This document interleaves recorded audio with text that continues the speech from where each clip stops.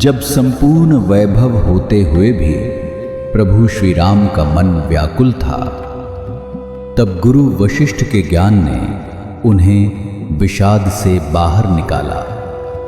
सुनिए बकुल जी की वाणी में। जय श्री राम। पुनः सभी का स्वागत है। आज 19 फरवरी है और आज के इस ज्ञान वाणी के मणिके में क्या आता है। कल तो हम ज्ञान के, चेतना के जो भी तल की बात हुई, उस ज्ञान के महासागर में डुबकियां लगा के यहाँ पे बैठे हैं। सभी साधकों ने चिंतन और मनन भी किया होगा। जब तक हमें कुछ स्मृति में समझ में नहीं आता है, तो ये सबसे नम्र निवेदन है कि वीडियो को बार बार देखें। बहुत ही टूका ये वीडियो है, तो इतना समय भी आपका नहीं जाएगा देखना, लेकिन बहुत ही आवश्यक है। श्लोक। परमाणु परमाणु सर्गवर्गा निर्गलम महाचिते स्फुरन्त्यु अर्करुचिवत्रसरे नवः। अर्थ है, असीम चेतना में उसके हर परमाणु में ब्रह्मांड वैसे ही बनते और मिटते चले हैं जिस प्रकार छत पार करने वाली किरण में धूल के कण आते और जाते हैं। हमने पिछले दिनों में यही बात की चर्चा की थी। मैं बड़े भाव विभोर के साथ, आप भी भाव विभोर हो गए होंगे इस बात को सुनते सुनते। वशिष्ठ ने कहा, हे राम, तब वे दोनों स्त्रियां महर्षि के घर में प्रविष्ट हुई।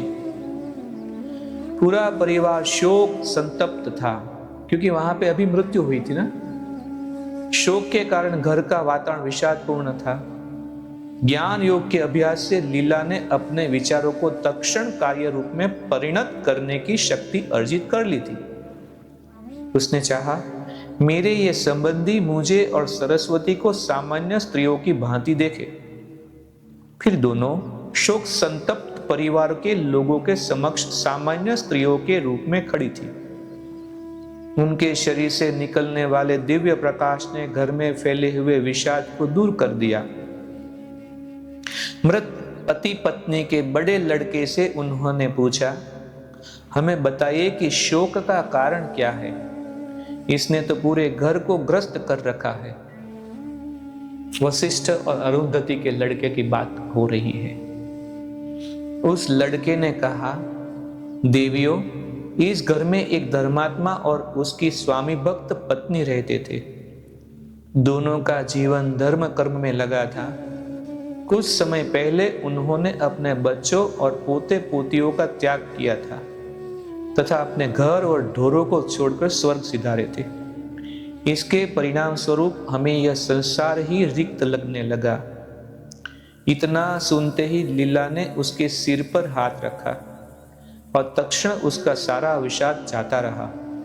लीला ने सरस्वती से पूछा, यह कैसे संभव हुआ कि मेरे इस परिवार ने मुझे यहाँ देख लिया, जबकि उस समय मेरा पति मुझे नहीं देख पाया।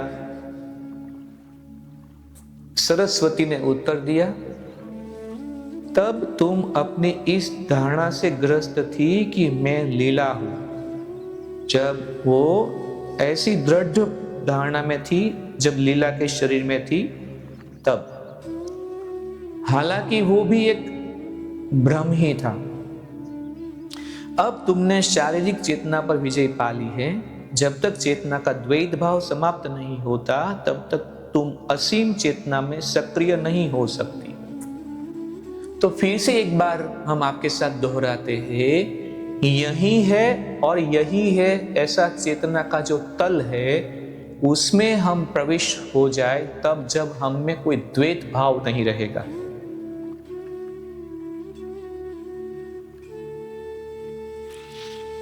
जब तक चेतना का द्वैत भाव समाप्त नहीं होता तब तक तुम असीम चेतना में सक्रिय नहीं हो सकती।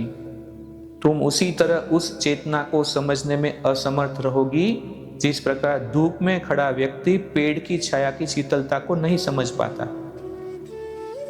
यदि तुम अपने पति के पास जाओ तो तुम उससे पहले जैसा व्यवहार कर सकती हो। लीला, तुम्हारे और तुम्हारे पति के बहुतेरे जन्म हो चुके हैं।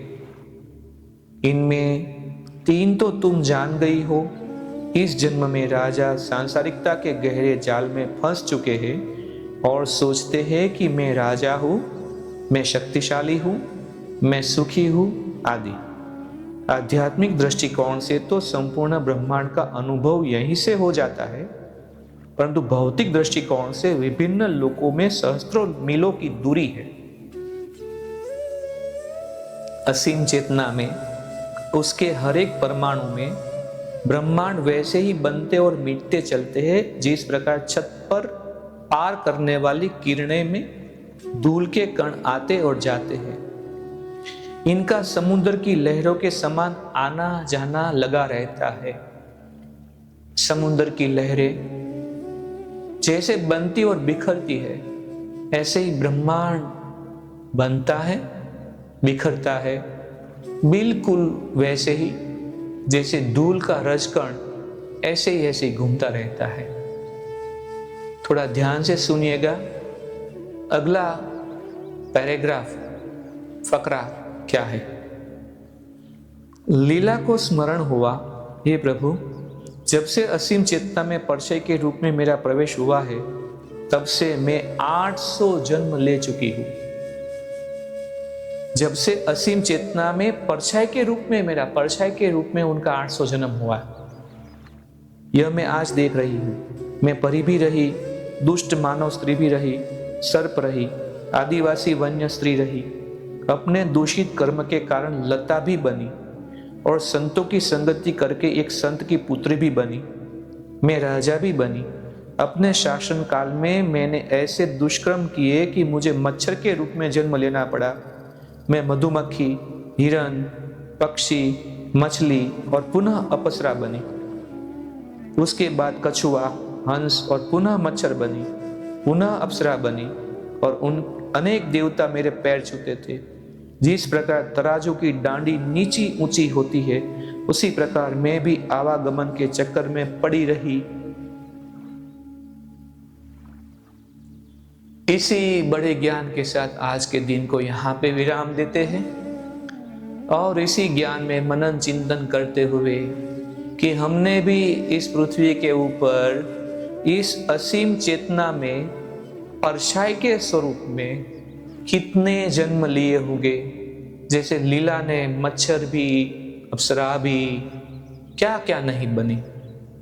हम भी तो ऐसे ही पसार होके यहाँ पे बैठे होंगे, वो भी परछाई के रूप में। आज इतना ही। जय श्री राम। इस ज्ञान यात्रा में हमारे साथ बने रहने के लिए चैनल को सब्सक्राइब करें और बेल आइकॉन दबाएं।